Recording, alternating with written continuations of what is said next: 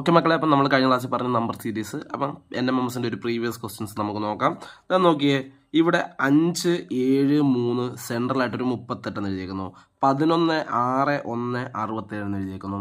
അപ്പം നോക്കണം, ഇവിടെ ഒരു റിലേഷൻ ബേസിലായിരിക്കും ഈ അകത്തുള്ള സംഖ്യയായ 38 കിട്ടിയത്. അതേ റിലേഷൻ ബേസിലാണോ ഇവിടെ കിട്ടിയത് നോക്കണം.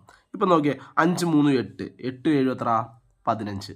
15ൻ്റെ ഇരട്ടി വല്ലതും ആണോ 38? അല്ല. അപ്പം നോക്കണം, ആ റിലേഷൻ അല്ല. ഇനി നോക്കണം, 5 ഗുണം 7 എത്ര? 35. 35ൻ്റെ കൂടെ 3 കൂട്ടിയാൽ എത്ര കിട്ടി? 38. അപ്പോൾ അവിടെ ഒരു സീരീസ് കിട്ടി.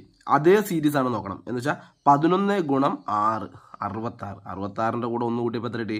67. അപ്പോൾ കറക്റ്റ് പാറ്റേൺ കിട്ടിയ കണ്ടാവും. അപ്പോൾ നോക്കാം നമുക്ക്, 5 ഗുണം 7, 5 ഇൻറ്റു 7, 5 ഇൻറ്റു 7 പ്ലസ് 3 എത്ര കിട്ടുന്നു?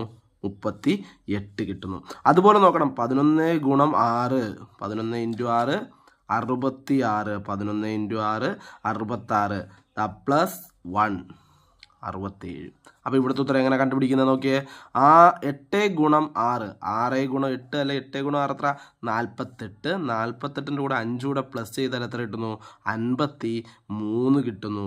6 ഇൻറ്റു 8 എത്ര? 48 പ്ലസ് 5 53. ഓക്കെ, അപ്പം നമ്പർ സീരീസിൻ്റെ ക്വസ്റ്റ്യൻ വരുന്നത് മനസ്സിലായല്ലോ.